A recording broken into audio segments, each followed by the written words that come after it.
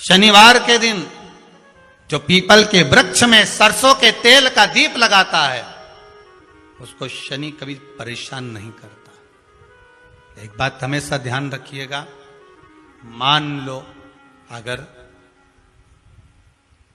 कोई भारी रोग ऐसा शनि महाराज के कारण हो गया हो, अच्छे काम करते करते उल्टे हो रहे हैं, होते हैं किसी किसी के साथ में, विपरीत परिस्थितियां आ जाती है, अच्छा करने जाओ बुरा हो जाता है, अच्छा कर्म करने जाओ बुरा हो जाता है। तो पीपल के वृक्ष की जो छाल होती है, छाल देखिए, पीपल के वृक्ष में जो छाल लगी होती है, उस छाल को घिसकर चंदन बनाकर भगवान शंकर का स्नान कराकर, अभिषेक कराकर, पूजन कराने के बाद में पिपलेश्वर महादेव का नाम लेकर, कौन से महादेव? पिपलेश्वर महादेव का नाम लेकर वो जो घिसी हुई छाल होती है उस छाल का तिलक भगवान शंकर को लगा लो और उसी का थोड़ा सा भाग अपने कंठ पर, मस्तक पर लगाना प्रारंभ कर दो। धीरे धीरे जो विपरीत दशा है वो सुधरना प्रारंभ हो जाती है। पर नाम याद रखना, पिपलेश्वर, जम के बोलिए, पिपलेश्वर महादेव भगवान शंकर का एक अवतार है, पिपलाद अवतार। पिपलाद अवतार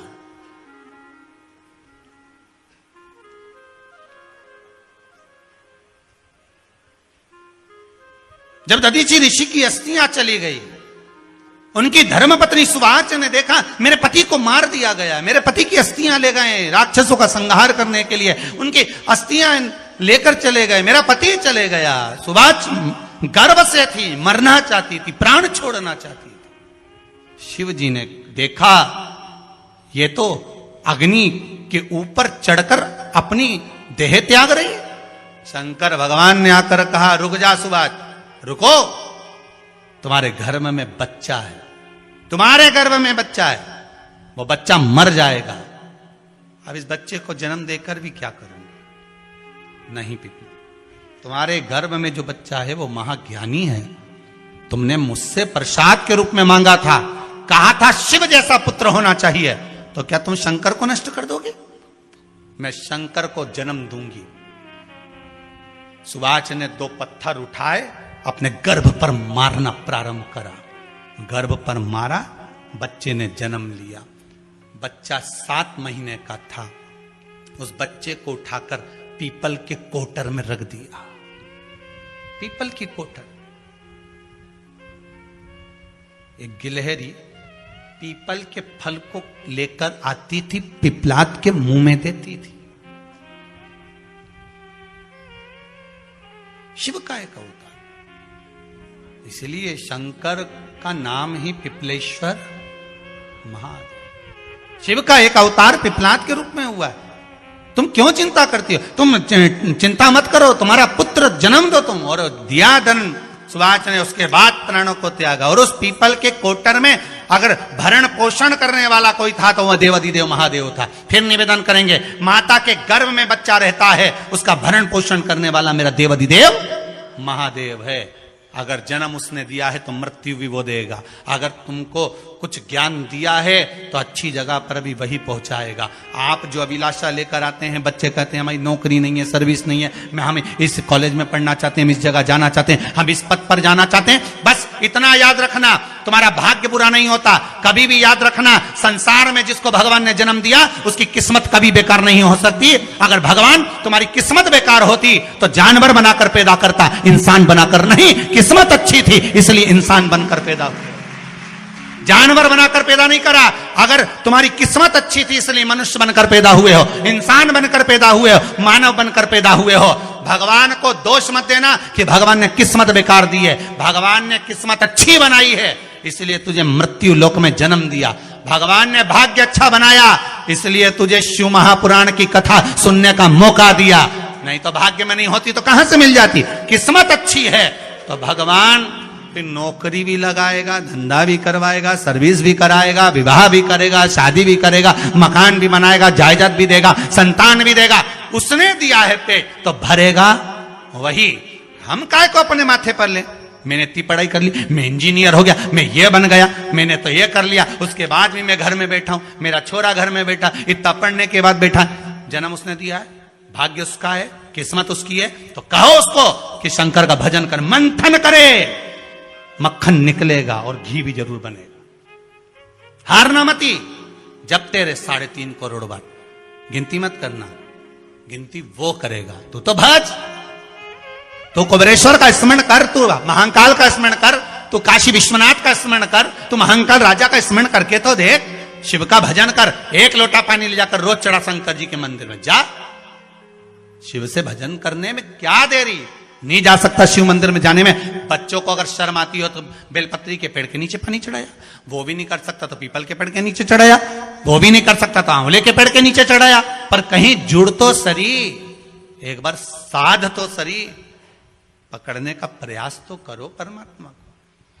तुम भगवान को एक बार पकड़ लो, फिर परमात्मा नहीं छोड़ता। पूतना ने एक बार गोदी में लेके दूध पिलाया था, बाद में पूतना कह रही थी छोड़ दे छोड़ दे छोड़ दे, आकाश में उड़ गई, छोड़ दे छोड़ दे। भगवान के आई काय को मौसी, काय को आई, और आई है तो दूध पिलाया है तो फर्ज तो अदा करूंगा, ऐसे थोड़ी नहीं छोड़ दूंगा। तुम भगवान को 1 लोटा पानी चढ़ा दोगे, भगवान को दूध चढ़ा दोगे तो भगवान ऐसे ही छोड़ देगा क्या? पकड़ लेगा, छोड़ेगा ही नहीं। फिर तुम कहोगे भगवान छोड़ दे, भगवान छोड़ दे। कहां कथा का रस लग गया लोगों को। अब दुनिया के लोग सोचते हैं अब मैं कथा भी याल नहीं सुनूंगा, मैं घर में काम करूं, दुकान में काम करूं कि कथा सुनूं। पर रात्रि के जैसे ही मोबाइल खोल के बैठा, आज देखो महाराज ने क्या क्या बोला, लगा रस।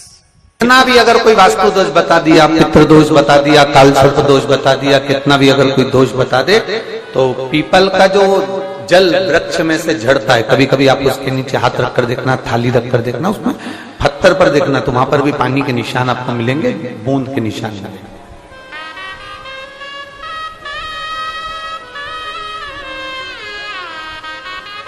मात्र उस पीपल के वृक्ष के जल की एक बिंदी, एकमात्र बिंदी,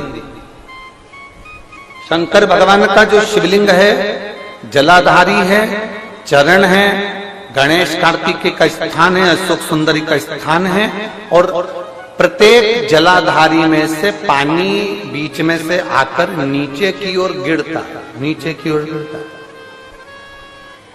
आप लोगों के स्मरण में हमने पहले भी बताया कि राइट में किसका स्थान है? गणेश जी का, लेफ्ट में कार्तिकेय, बीच में अशोक सुंदरी। ये क्या है? पार्वती जी का हस्त कमल, शिवलिंग, और ऊपर से जो जल एक एक बूंद शंकर जी के शिवलिंग पर गिर रहा है, वो शंकर जी की 5 लड़कियां, जया, विषहरा, शामली बारी, दौतली और देव, शंकर जी की 5 लड़कियों, एक एक बूंद पानी शिव जी पर गिरा।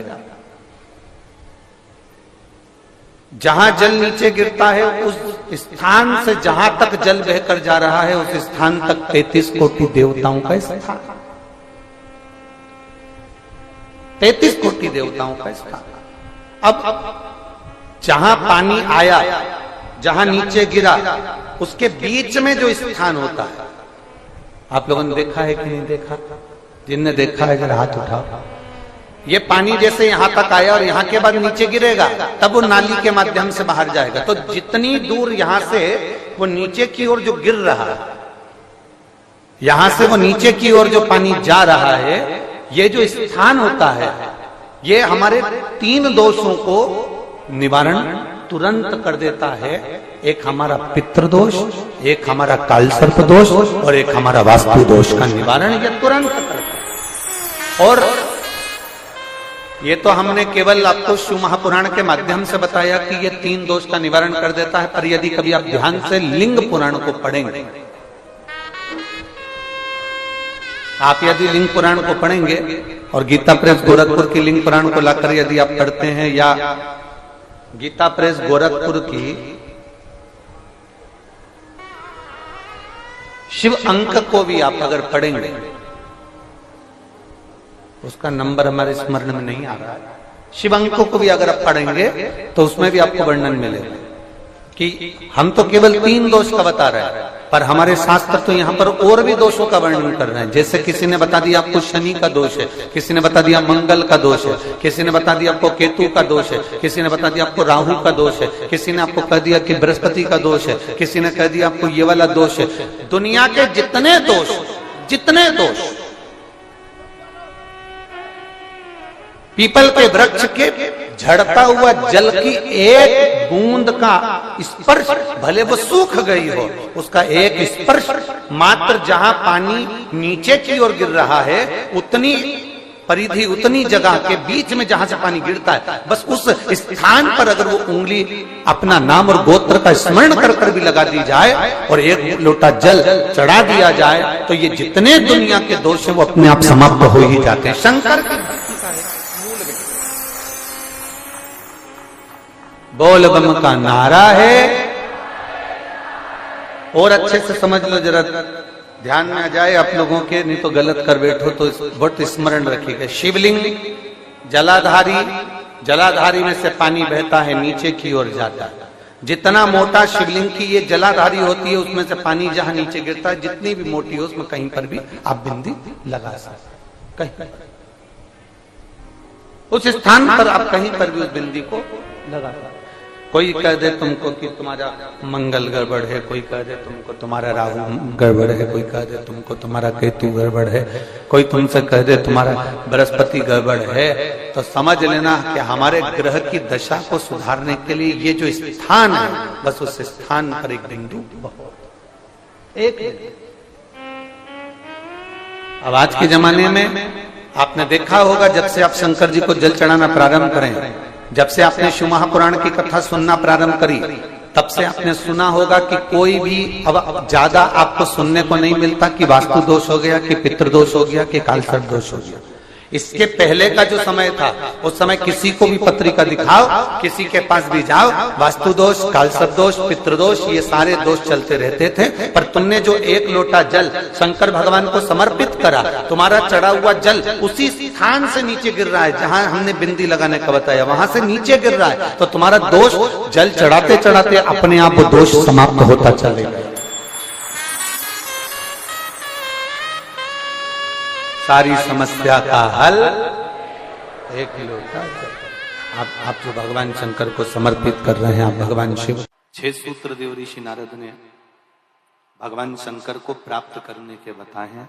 उसमें पहला सूत्र है त्रिपुंड धारण करना, और त्रिपुंड भगवान देवाधिदेव महादेव को लगाकर भगवान शंकर को समर्पित कर उस त्रिपुंड को अपने मस्तक पर धारण। सत्यम शिवम, जम के बोलो तीसरा सुंदर। जब जीवन में सत्य अगर प्राप्त हो जाता है तो शिव अपने आप मिल जाता है, और अगर शिव मिल गया तो जीवन अपने आप सुंदर बन जाता है।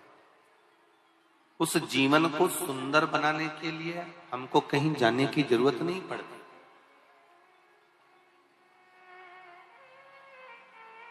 जीवन की सुंदरता परमात्मा का भजन।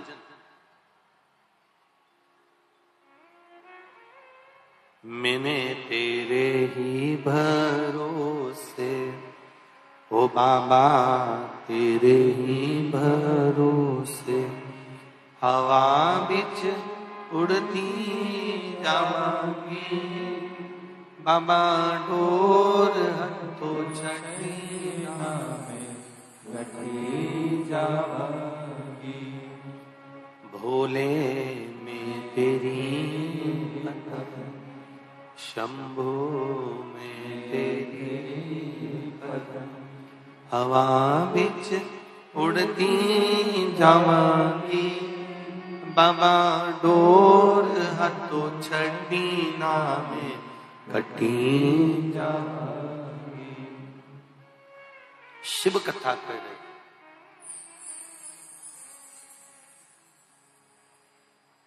शिव मंदिर में लगाया गया, चाहे भस्म हो, चाहे चंदन हो, हल्दी हो, अबीर हो, गुलाल हो, भगवान शंकर को समर्पित करी गई कोई भी वस्तु हो, उस वस्तु का, उस सामग्री का त्रिपुंड, और हम तो पहले भी कथा में कहे, आज फिर आपसे कहते हैं कि आप रोज प्रतिदिन भगवान को लगाई गई सामग्री का अगर त्रिपुंड नहीं लगा सकते तो हफ्ते में कम से कम एक दिन ऐसा बना लो कि आज मैं शंकर मंदिर जाऊंगा और शिव जी के मंदिर पर अगर जो मिला उसका मैं मस्तक पर त्रिपुंड लगाऊंगा, भले फिर वो जल क्यों ना मिला हो, भले वो कोई सामग्री क्यों ना मिला।